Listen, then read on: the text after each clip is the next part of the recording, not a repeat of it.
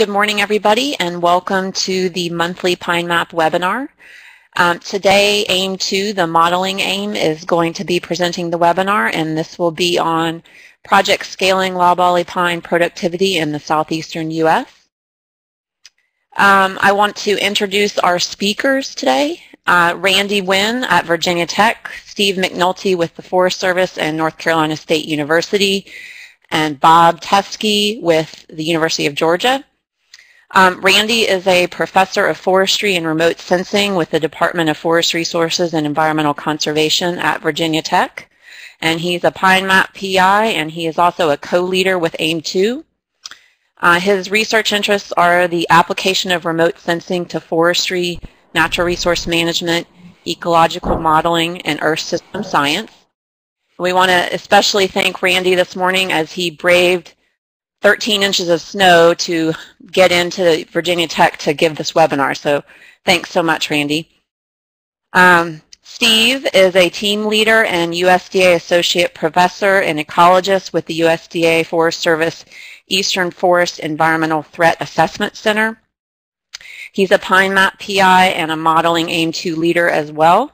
And his research interests are regional to continental scale forest modeling, incorporating forest hydrology, productivity, resource economics, with a wildlife and forest diversity emphasis.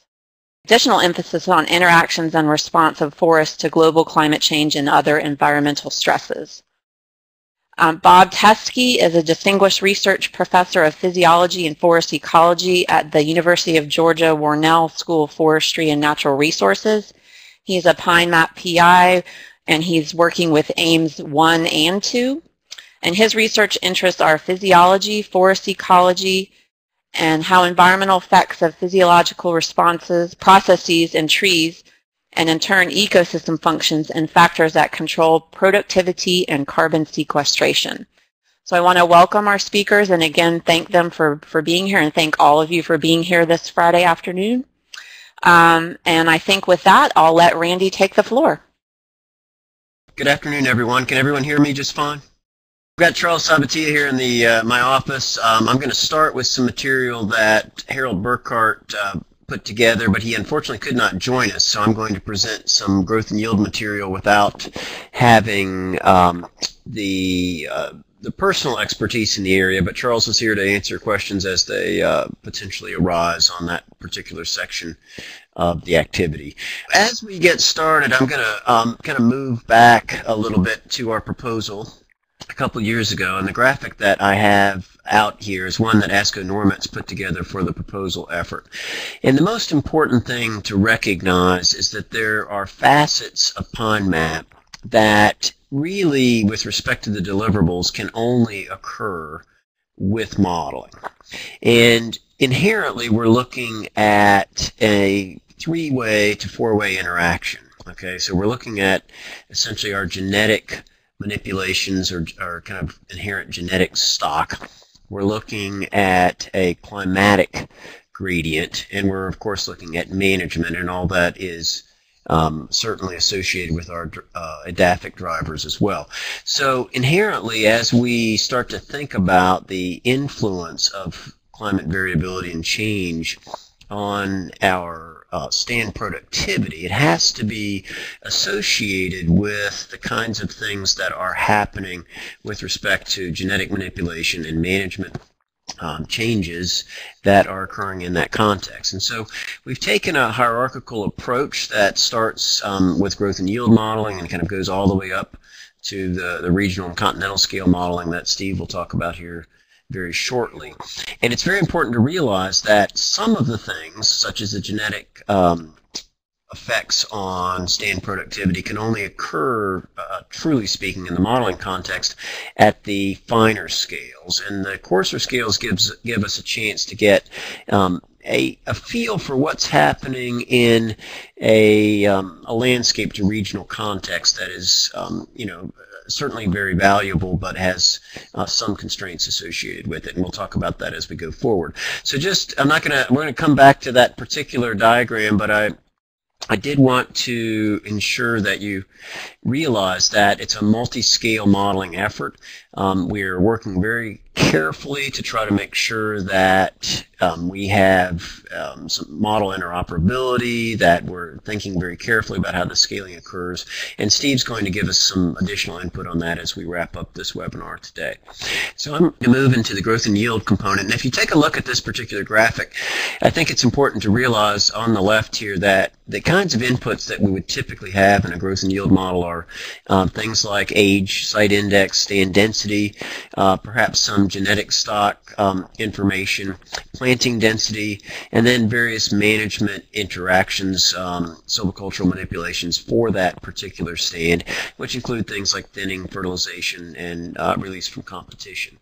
So in the end, the outputs that we would get out of those models, okay, can include the number of trees, the basal area, the volume of that given stand, certainly the net primary production, information about stand structure, and very importantly, as we start to think about how we modify both genetics and silviculture to improve not only productivity but wood quality, those wood properties can importantly be an output of that particular modeling effort.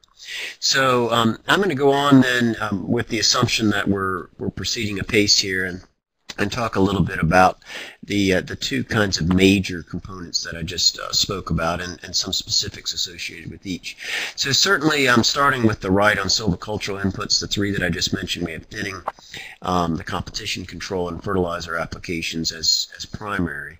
On the left side here, the genetic improvement in terms of growth, stem quality, and pest resistance are extremely important.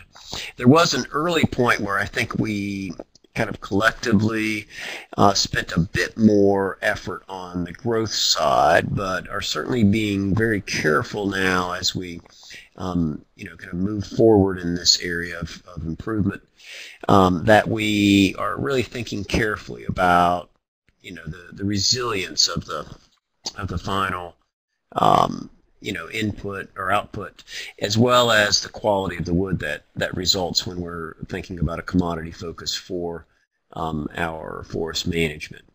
So kind of moving on and thinking about the overall approach for the growth and yield modeling, again, which is our finest scale of modeling and is empirically based. We're basically looking to build a general model structure that will accommodate those tree or stand inputs that I mentioned, that will incorporate functions for genetic improvement as well as response to silvicultural treatments. And really, ultimately, and this has really been the part that Charles, through his postdoc here at Virginia Tech, has been working with us on, to really think carefully about how climatic influences change growth and yield. And this is the area that traditionally has been underemphasized in much of growth and yield modeling. So again, just to kind of reiterate on the genetic side, we have ultimately the primary focus, for the most part, has been to improve yield. But we, again, are trying to make sure that that doesn't happen in a way that causes our stands to be less resilient, in particular to disease and pest threats. And we certainly don't want to end up with a kind of a crooked tree or one that has a decreased wood quality in other areas. So it's a complicated but important portion of our changes in management. And I guess just in terms of the strategy that's been undertaken thus far, the first thing is to ensure that we have a data set that is suitable for both of these particular objectives. In other words, genetic by management by climate interaction. And with respect to the genetics, the data set is a subset of our Tier 1 data. In fact, all of these data that have been modeled thus far are not the entire Tier 1 data set, but a subset of the Tier 1 data set. And those data have been assembled such that there, at least insofar as there is availability, to have varying levels of genetic selection, and certainly we want to be thinking carefully about the genetic effects on height development, diameter development, tree stem quality, and disease incidence, and incorporate impacts in model components, so the height growth, diameter growth, mortality estimation, and product distribution by size classes for those. And silvicultural treatments, of course, are, if we think about the multi-decadal development of growth and yield models, have been taking the lion's share of the development. This is something that we have really excellent data from a variety of the co-ops and some really fantastic work that's been done at multiple universities to really give us high-quality models in this area. So this is what we're already really good at, okay? And so what we're really adding under the PINEMAP aegis is the genetics and the climate as they're involved with silvicultural treatments. And so there are a variety of ways in which this can be done, and we're not going to go into all the details in this particular context given time constraints, but there are a variety of published general response functions that are being evaluated, as well as some potentially new formulations for that. And once we have those generalized response functions will be compared to performance of published results. In fact, already we're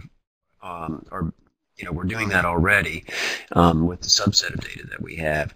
And then the idea was that if we used a subset of the Tier 1 data, then we could use the full Tier 1 data set to further test and calibrate the resulting response function. So we're essentially using a subset to develop the model and the full data set to ensure that the model is functioning adequately and can be refined. And one important thing is to recognize that for the most part, and there's some really excellent work that's been published by Tom Fox and colleagues about this, but in the end, we're assuming that our treatment effects are, for the most part, additive. Okay, and so there's some really excellent work that's come out of the Forest Productivity Cooperative and other places that certainly show that in general to be the case. As we move into climate, we have to recognize that the drivers that we're looking at in a given location are going to be quite convolved with our adaptive conditions. And so if we have a change, for example, in precipitation in a given region, we're certainly going to have a different effect of that change in precip based on various soil parameters. And this is just a water storage kind of diagram that gives you a feel for that. So it's something to keep in mind that we have to do this completely in the context of the soil conditions, such that because it will essentially mediate the climate forcing.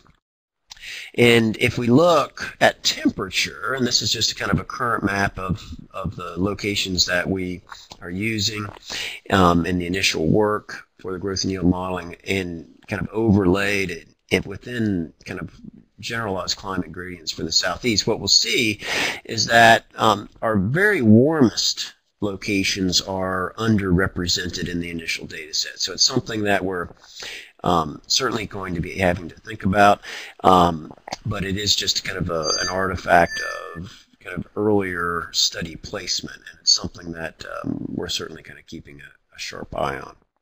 So I guess the bottom line is, as you think, as we kind of end this section, that the growth and yield component is well underway. Charles Sabatier has developed a mechanism by which the climate can be used to essentially adjust our site index such that we can get a change based on climate change in the kind of our base productivity.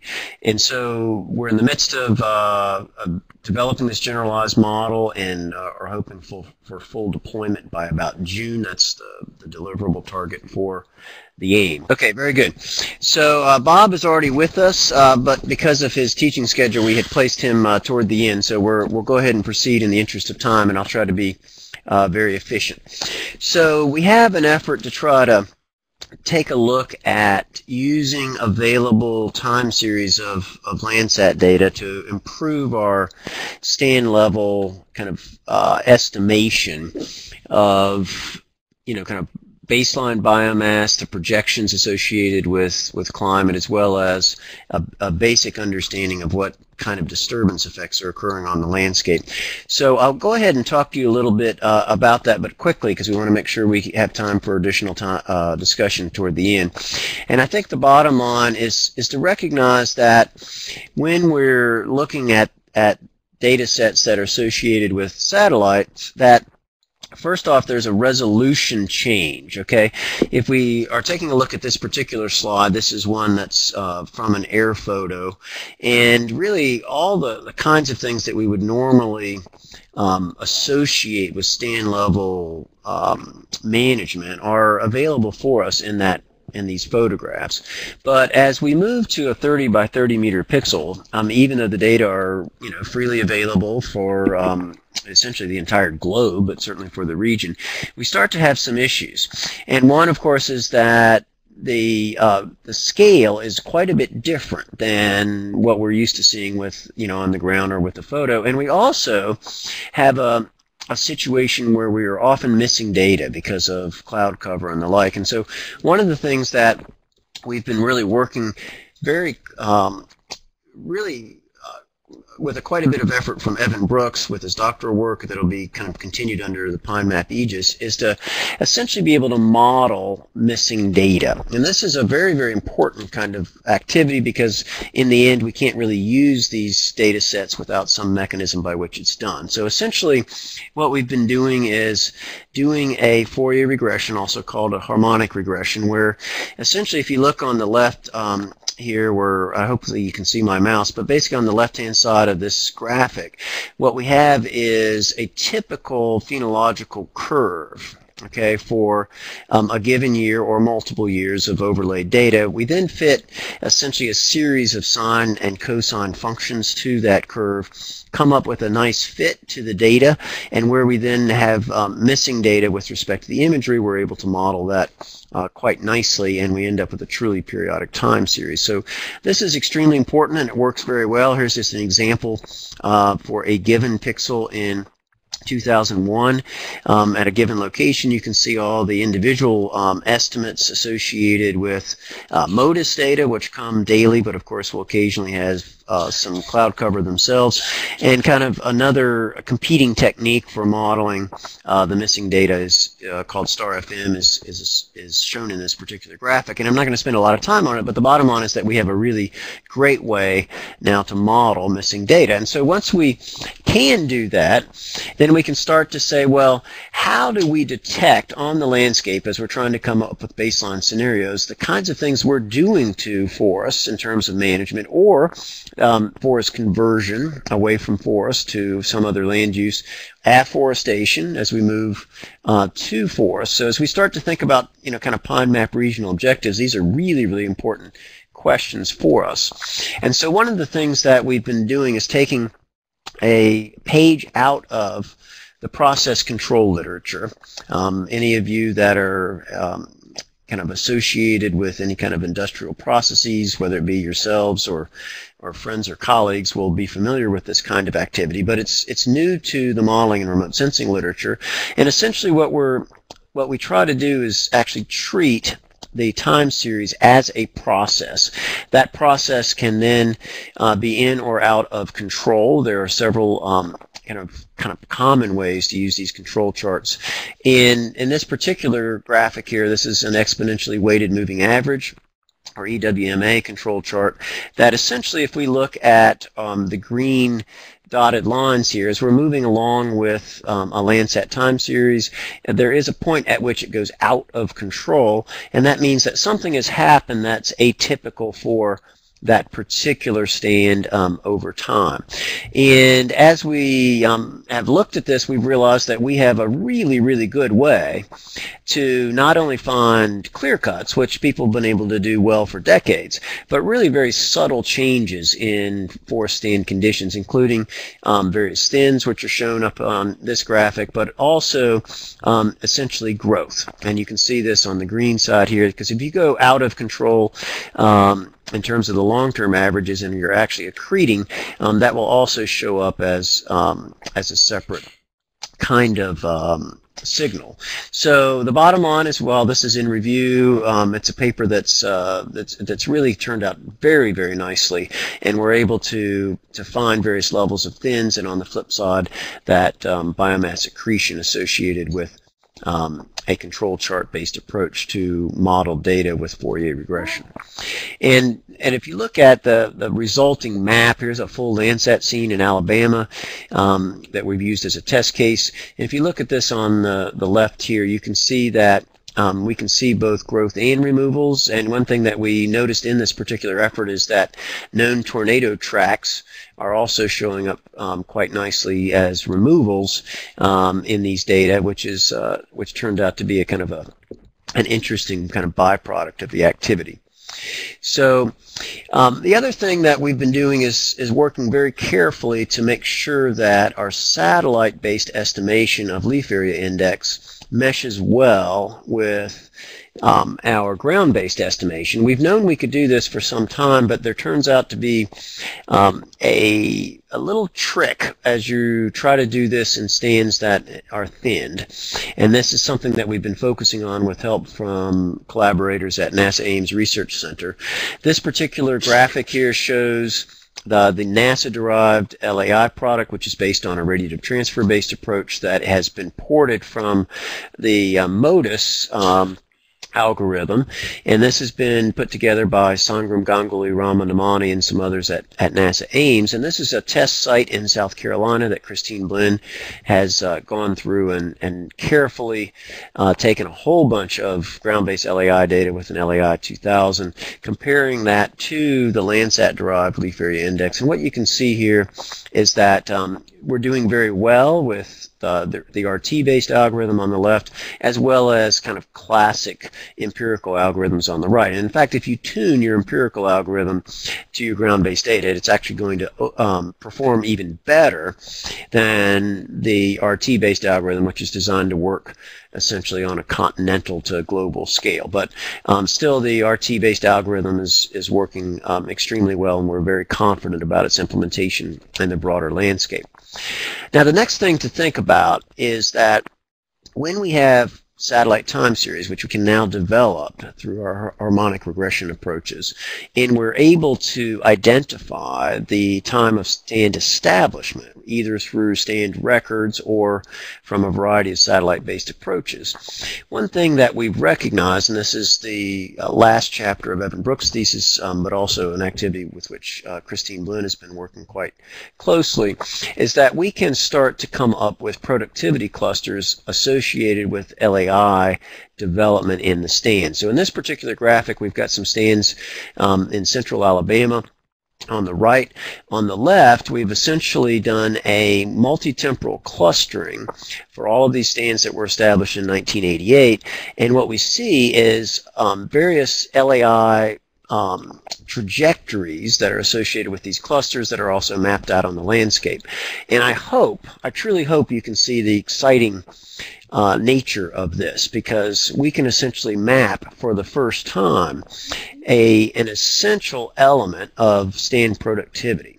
Okay, so we're actually able to map it across time and across years and get a feel on that landscape for the inherent productivity of the stand in a way that a stand-based site index can only give us a glimpse of. And so this is extremely important for us and can be used, and this is where I'm going to go next, it can be used with available data such as our Tier 1 data or the FIA data to actually map productivity across the landscape. So another product that we didn't develop, but is one that's been funded through another NASA project with some colleagues, is the North American Forest Disturbance Map product. This is now being run, a full continental scale run is underway in the next few weeks at NASA Ames. And the kinds of things that we get back out, this is a Virginia site with which we worked with Sam Goward and colleagues at the University of Maryland on, but basically what we get out of it is the year of site establishment, okay, or major stand replacing disturbance if it wasn't an anthropogenic in nature. And so that itself is extremely important as we start to kind of move across.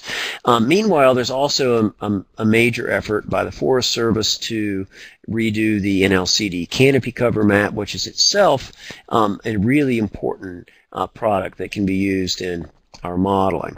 And we basically did a comparison with the efforts of Evan Brooks and John Colson with the Forest Service with the FIA data associated with this Alabama scene that I showed you.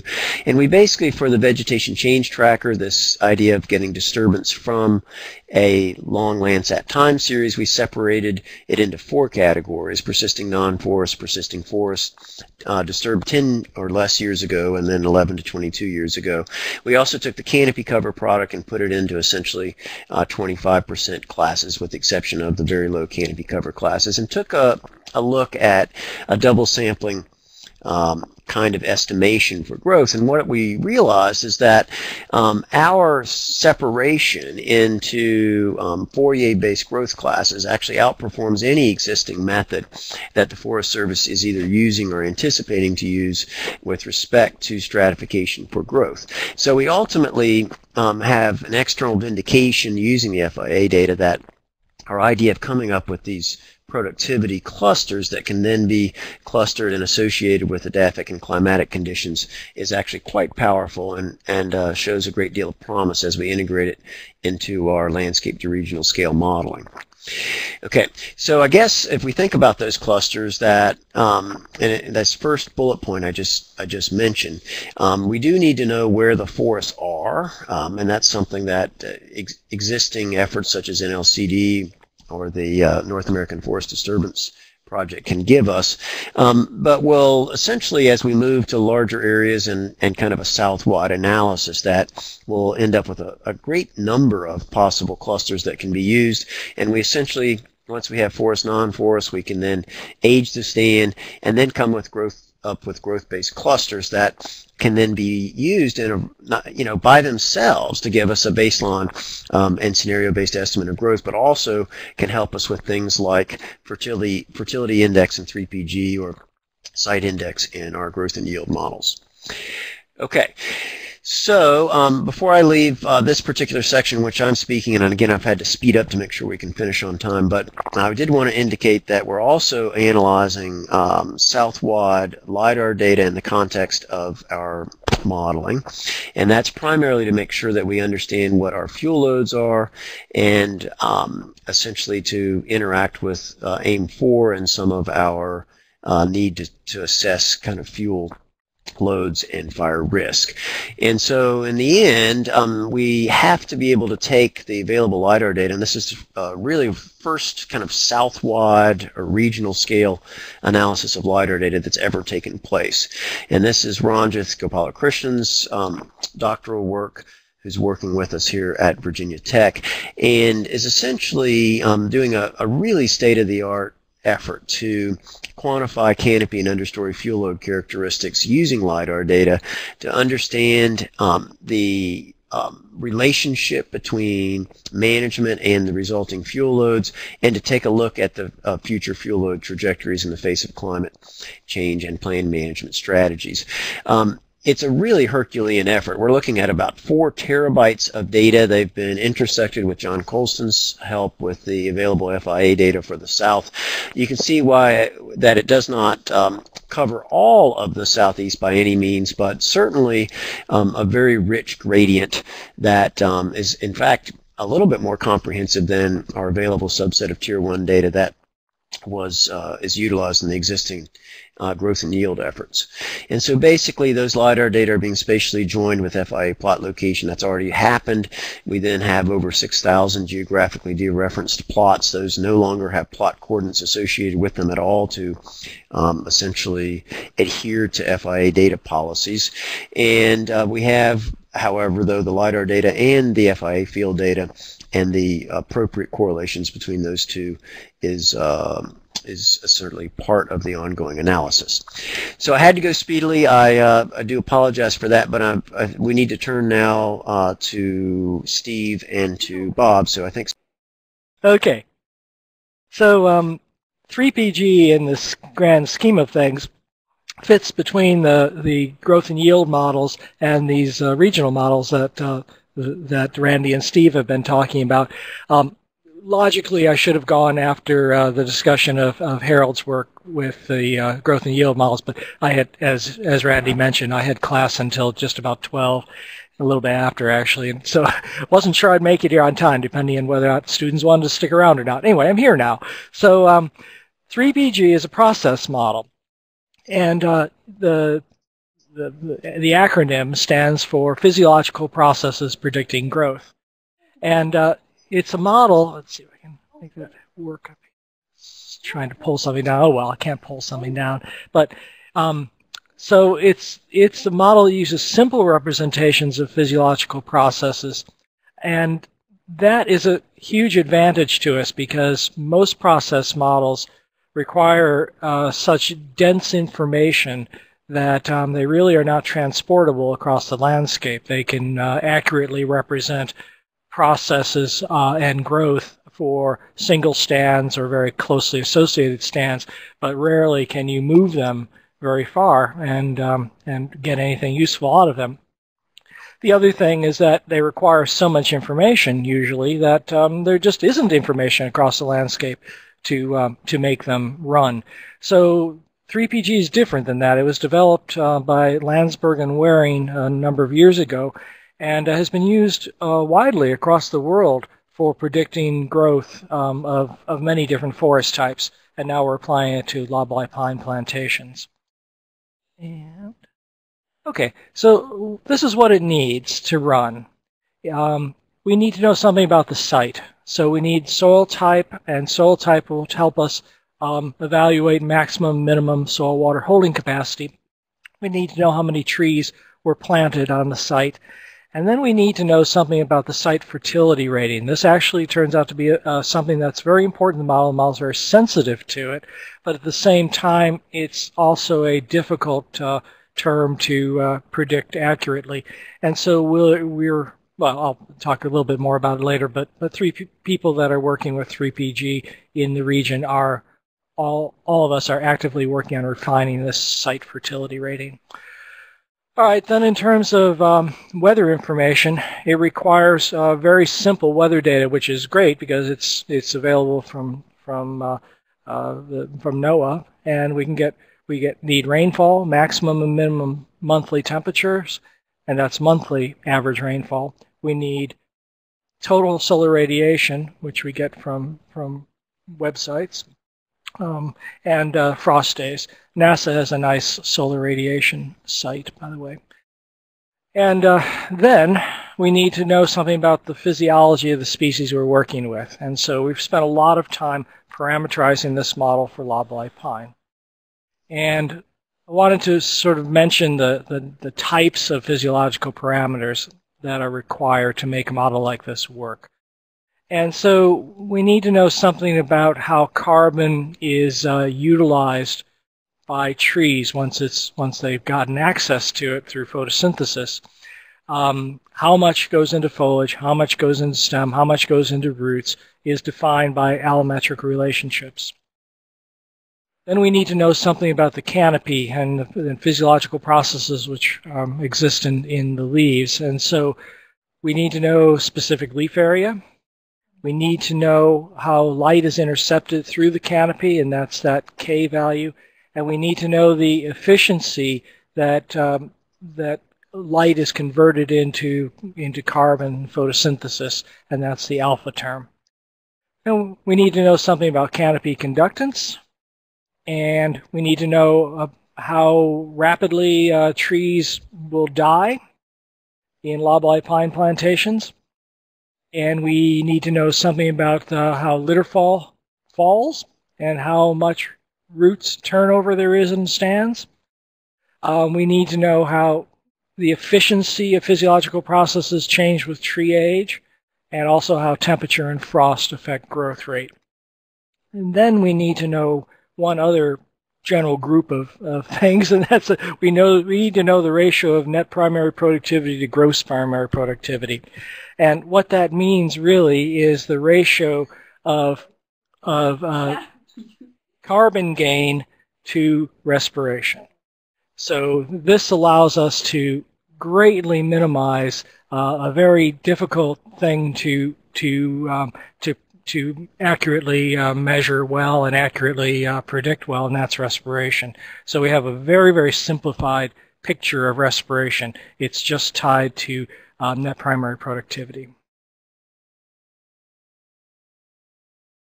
One of the things that's so nice about this model is that it has a lot of outputs which are useful for foresters. And so the model will estimate biomass and of stem, branch, root, and foliage. And of course, this biomass is critical to PINEMAP interests too, because we'll be using this to help us understand not only how climate is affecting growth, but also how much carbon storage or carbon sequestration there is in stands. It predicts diameter growth, predicts stand volume, predicts basal area, predicts the number of trees that are living at any time during the stand, predicts mean annual increment, and lots of biological things that aren't necessarily used by foresters, but are certainly used by researchers, things like stand water use and leaf area. Okay. Now, we've actually, because this model is very generic, if you were to look at the original model, it was originally designed so that anybody could use it for any species if they could parameterize it successfully. But in the process of doing that, we realized that there were certain aspects of the model which weren't working that well for loblolly pine plantations, and so we started making some modifications to the model. And as a result, we've optimized it. And so we're actually calling our version of 3PG Lob to indicate that we have modified it to make it work specifically for loblolly pine plantations. And that's the version we'll continue to work with PINEMAP. I mentioned early on that PINEMAP researchers are working on the fertility index, but there are other people who are working on incorporating fertilization and competition into the model. Because one of the weaknesses of the model right now is that it only predicts growth for the trees, and the trees are all loblolly pine. And so it doesn't fit what the actual situation that so many stands are in, and that is that the trees are growing in association with competition. And then, of course, fertilization is very important, not only to PINEMAP, but also to how stands are grown these days in the Southeast. And so incorporating fertilization into 3PG will make it a much more robust model than we have now. So this work is not just going on here at the University of Georgia, but it's also going on at Virginia Tech and NC State and the University of Florida. We're all trying to make improvements on this model to make it more useful and more accurate. So we have been assessing how well the model works now that we've parameterized it for loblolly, and that's what I'd like to show you next. This is one of the results that came out of a paper by Chip Briers et al. And you see the citation at the bottom down there. It just got published in Forest Ecology and Management. And I point to this paper because if you're interested in the model and interested in what it can do, there's quite a bit of information about the model in this paper. And also we've published our parameter set in this paper as well. And so this is biomass, and this is a comparison of predicted observed biomass for a number of plantations growing in Georgia. These are plantations that are part of the PMRC, and we have plantations that are in South Georgia. That W stands for Waycross. Ones that are heavily fertilized and ones that weren't fertilized at all. So the HI means heavily fertilized. The and competition control, and the LI means didn't have those things.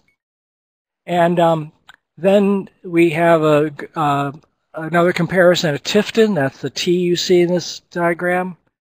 And the Tifton is located north of Waycross, but still in the coastal plain. And then we have a site in Monticello, which is in the upper coastal plain, lower Piedmont. And then we have a site outside of Athens. And for all of these, we have growth each year that was measured in these stands, and then we have the prediction of growth for 3PG. You can see it's doing a pretty good job here. That for stem and branch biomass in tons per hectare here, we're getting a nice relationship in most of these instances, performing pretty well. Now, 3PG also predicts a number of other things, and they're not all as nice as this. So some of the other things it predicts would be like DBH, as I mentioned before, and we're seeing some overshoot in that, and not terrible, but it's something we're working on improving. And we're also having some issues accurately predicting live number of stems. One of the issues that we seem to be running into is handling stochastic events that happen, insect attack, lightning attack, things like that. We are not handling in the model correctly, because the model is simply using the -3/2 thinning law to reduce the number of stems over time. So that's an issue that we're working on as well. But for the purpose of PINEMAP, one of the main things we need to have in PINEMAP is a good estimate of biomass, because not only do we want to be able to predict it in the current climate, but we want to be able to predict it in the future climate. And that will be one of the major uses of 3PG down the road. So if we think about how the model is running right now, we feel like once our initial parameterization was complete, 3PG was able to simulate the growth of these stands reasonably well. And of course, it's only using those limited sets of weather and site data. I should mention that across all of those sites, in fact, I'm going to go back to show it. The site in the upper left-hand corner, the Waycross High site, was a site we used to calibrate this model, so that we could refine some of the physiological parameters that were in there, which were based on literature, and we needed to tweak some of those. And when we did that, then we left it alone for all of these other sites. So we have an indication from these data set that 3PG is transportable across the landscape, at least in the coastal plain and Piedmont of Georgia. Okay, so now if you look at the bottom of this slide, it said we are testing 3PG lob using PINEMAP Tier 1 data sets across the Loblolly Pine Range. And so we're doing the same kind of thing I showed you in that publication graph, but in this case now it's going to be a much more robust test to see if the model is transportable, and if it's not, what we need to do to make it accurate across the landscape. Once we do that, then what I didn't put on in this slide is I didn't mention or write down what the future uses of the model are going to be. One of the uses is going to be to predict productivity in a changing climate, using the predictions of future climate that are being generated by other PINEMAP researchers now. And then the other thing we're going to do is link 3PG lob with a soil carbon model, so that we can also determine the amount of carbon sequestered in loblolly pine stands as a function of their position in the region and their productivity. So those are the major future activities, with the current actual activity being to test how accurate 3PG is across the range of loblolly. So that, in a nutshell, is the model and what we're doing. We only have about less than 10 minutes left in this, so I'm going to go through it a little bit quickly, just so we can ask some general questions at the end of everyone. But basically, WASSI is a model that was originally developed, it's probably been about 7 years, maybe 8 years ago. Guy's son and myself started developing it, and Guy has been the primary developer of this particular model. And about 2 years ago or so, Pete Caldwell joined the Forest Service with us to develop some other aspects of the model, flow routing and some other components. And so I'm going to just spend a couple of minutes talking about this WASSI model, which stands for a Water Supply Stress Index model. And to those of you who aren't familiar with the model, it may seem strange that we're using a water model when we're talking about PINEMAP, because PINEMAP, as we've seen from the previous presentations, is very much a carbon-centric project. And the main component of WASSI is indeed water-centric. In other words, it looks at water use by an ecosystem. So how much water comes into an ecosystem through precipitation, or that's available as water from a soil moisture content. And based on that information, it estimates how much water is evapotranspired on a monthly basis. But the important component of that is that if you understand the water budget of an ecosystem, you can tell a lot about the carbon budget of the ecosystem. And that's really the basis of WASSI. So WASSI is used for several different types of adaptation measures, primarily water use, but it's also used for mitigation. So things like carbon sequestration using the premise of water and carbon reactions. And then one of the more interesting aspects of WASSI is because you can understand both water and carbon, you can look at trade-offs. For example, the Forest Service is very interested in carbon sequestration, biofuels, those types of activities. And what WASSI allows you to do would be to ask a question like, if you're going to try to maximize carbon gain, what would that do for water yield, and vice versa. So this is kind of a schematic of what the model actually looks like. And there's really another component which I'm not even going to talk about today, which is biodiversity. And the idea being, if you can understand the water and the carbon cycle, you can understand a lot about biodiversity. So in reality, WASSI has three principal components. A lot of this work actually predates law, but the initial work that we use for WASSI is a relationship that law developed between gross ecosystem productivity and evapotranspiration. And this is a graph from our 2002 paper that looks at that relationship for conifers and for deciduous trees. Again, it highlights the relationship between the two of them. So WASSI runs at a monthly time step. It runs for the entire lower 48 U.S. For the PINEMAP project, we're only going to be looking at the southern United States, southeast United States. But you can see that ET is a function of potential evapotranspiration, precipitation, leaf area, and soil moisture. And so these are functions that, as we've talked about some of the other models, are outputs of those models. And that's really the crux of how WASSI fits into this. WASSI, is, as you can see from this diagram, is certainly the largest spatial scale.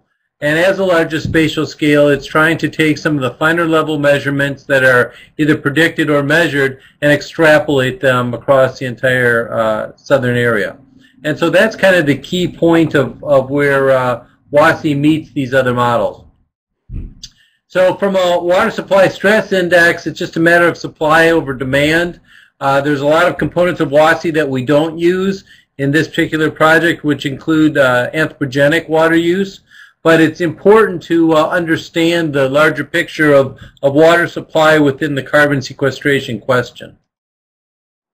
We've used WASSI and we've validated across different parts of the United States using USGS data. And this is from a paper by Pete Caldwell that just came out last year. And basically the model does a pretty good job of mimicking water use across the region. And we've also used it and validated it very extensively more locally, in this case at Coweta. And again, the model seems to do a pretty good job of observed versus projected water use. So the idea being, if we can understand the water cycle, we can pretty well understand the carbon cycle. And so this is some work that Guy published in GJR in 2011 on carbon validation. Now this particular work, as you can imagine, it's not really possible to validate against measured carbon at a regional scale. So in this case, what Guy did was he validated it against another model. And of course, there's there's always the associated problems of a model validating a model, but they may be right, but they may be right for the wrong reasons, or they may be equal for the wrong reasons, which is a problem. But at a regional scale, there's not many other models to validate against. So as part of the PINEMAP project, what we'll be doing is we'll be validating at the plot level, comparing WASSI at a plot level to some of the other 3PG and growth and yield model estimates, and seeing how well they compare, and then using some of those data in a separate sense to scale WASSI to look at some of the bigger questions that maybe the growth and yield and 3PG can't answer. So this is just the paper that Guy put out with the upscaling of some of these relationships with WASSI. This is the geophysical research paper, and ET and NEE are modeled on the right. And you can see that WASSI would predict, and I think it's been shown in other cases, that the Southeast really is the breadbasket of the United States when it comes to carbon sequestration. So once we feel comfortable with WASSI and its use as a valid tool, a valid modeling tool, then we can begin to ask resource management questions. Here are just some of them. I'm not going to skip over them because of time. We can also look at sensitivity. In this case, look at net ecosystem exchange as a function of land use conversion. In this case, forest land to shrubland, and seeing how much of an impact that has. Or on climate change and seeing how much of an impact that has. So these are the kinds of applications that we're using WASSI for, and we want to expand in the future. And as I mentioned, we can begin to look at trade-offs. In this case, water versus carbon. What if you do a 20% conversion of forest land into a shrubland? What will the impacts be on water supply and on carbon sequestration? You can see from this graph that it varies quite a bit across the country. In the Southeast, about a 5% reduction in carbon sequestration for a 20% loss in forest land gives you about less than a 1% increase in water supply, surface water supply. In some areas like the Northwest or the Northeast, that impact on carbon sequestration is greater. In other areas like the Plains, it's much less, because 20% of no trees is not much of a difference. So there's a lot of places you can go to learn more about WASSI. WASSI's online. We have a website. If you just Google WASSI water, you will come up with the WASSI website link. If you just use WASSI alone, you'll come up with either a plumber or a butcher shop somewhere in New Jersey, neither of which will be nearly as helpful to you. You can run WASSI on a per plot basis on our website and look at both the carbon and the water results under climate change and historic conditions, and also tweak those conditions with different variables of population if you're looking at water or looking at carbon, or you may want to change the forest cover and other factors. So apologize for rushing through this, but I know we're running late, so I just want to leave a couple of minutes here for questions at the end. I think there were a few questions back from Randy's presentation.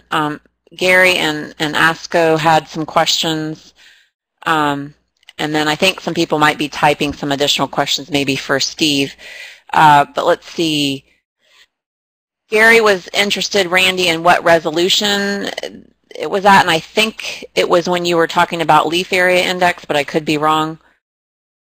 Sure. So in both instances, yes, everything we've done has been Loblolly, and our scale at which we've been essentially working is with Landsat, because that is so freely available and we have a long history of working with it. So that's 30 meters on a sod, and so essentially 900 square meters.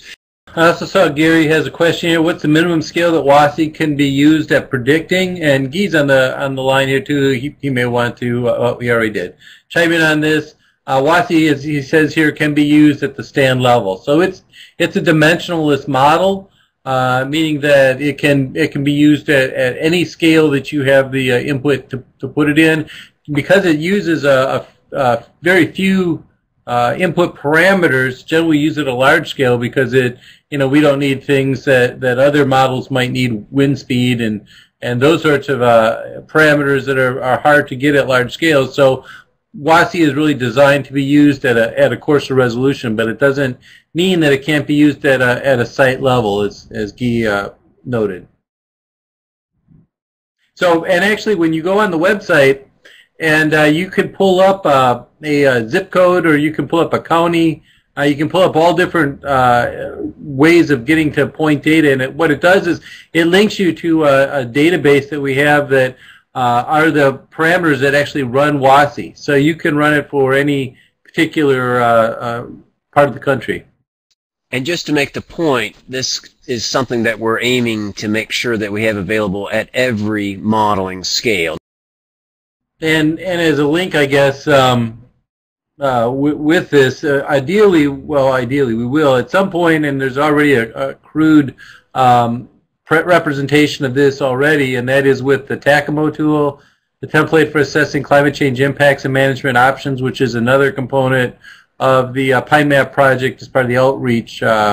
Emrys Treasure has been working with Bill Hubbard on that part of PINEMAP, and so WASSI, and we hope the other models will at some point be able to be accessed through that template as well, so that they can kind of seamlessly interact between these different PINEMAP components. Okay, if there's no other questions, Jessica, I'll turn it back over to you for close.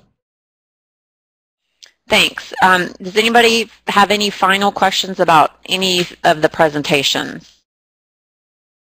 Well, I just want to again thank our speakers for their time in putting together this presentation and for being here with us this morning, and thank all of our participants as well. And unless anybody has any final questions, we'll just go ahead and sign off, and I hope everybody has a great weekend.